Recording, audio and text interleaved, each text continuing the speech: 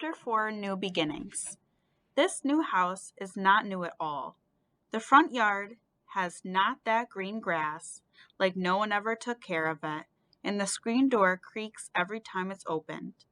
The not so soft carpet is tan and bland like food with no seasoning. The bedrooms are tiny and everything looks like someone has used it before. When Mom shows me my bedroom, she says, "See, something good came out of moving." She smiles, but I don't. I just go into my room, sit on my bed, and look out the window. There's a tree in the yard next door that is leaning over toward our house. The branches are reaching out, scratching my window.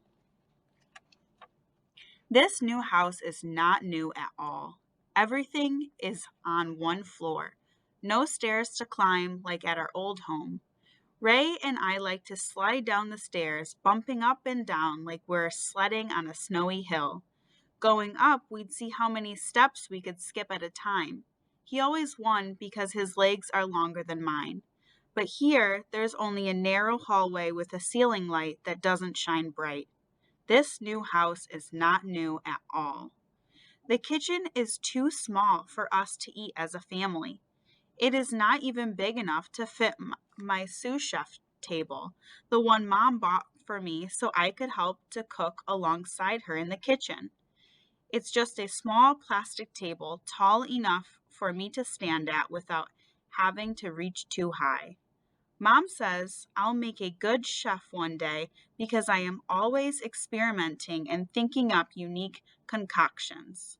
I didn't know what concoctions meant, so Mom made me look it up in the dictionary, and I figured out that what she was saying is I'm good at mixing and inventing and putting foods together that may not normally go together, but turn out so yummy and delicious, and sometimes our favorite. I am not old enough to cook by myself yet, but Mom lets me help her. When I was younger, I had a pretend kitchen set right next to our kitchen, and I played along as Mom made real dinner. Mom would act with me, make believing that she was tasting my concoctions. As soon as I was old enough, she replaced the fake kitchen set with a small table so I could help with measuring and cutting.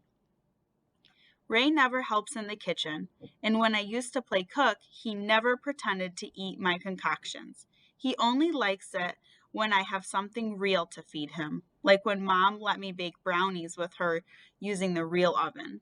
We tried out one of my recipe ideas, lemon brownies.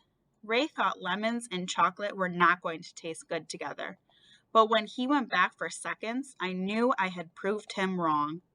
Mom thinks maybe one day I'll be a food critic. I didn't even know that was an actual job, to taste food and say if you like it or not. But I bet it is the coolest job to have. Sipping and tasting all day, telling people yes to this and no to that. Would my belly ache after eating so much food? I asked Mom, how am I going to cook with you without my sous chef table? We'll find another way to cook. She walks out of the kitchen and heads down the dark, long hallway. I look around the house and see the chairs that are for the dining room table. I take one and set it at the kitchen counter, right next to the stove. I get on the chair, sitting on my knees. The chair wobbles, and I realize that this is not as comfortable as standing. I carry the chair back to the dining room and keep looking. Ryan, you need to help unpack. You can't just stand around, Dad says. He is carrying empty boxes into the dining room. Please get the broom out of the closet and sweep the kitchen.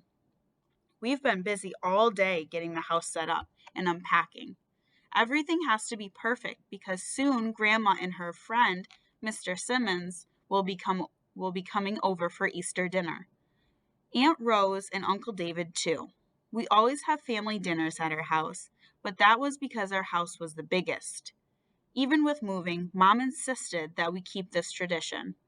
I guess there are some things she doesn't want to let go of either. I open the closet and take out the broom.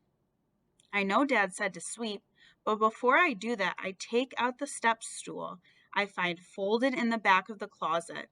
I open it and stand at the kitchen counter, right next to the stove. It's perfect. I will be able to cook with Mom and reach everything just fine. We'll cut and dice and measure together just like we always do.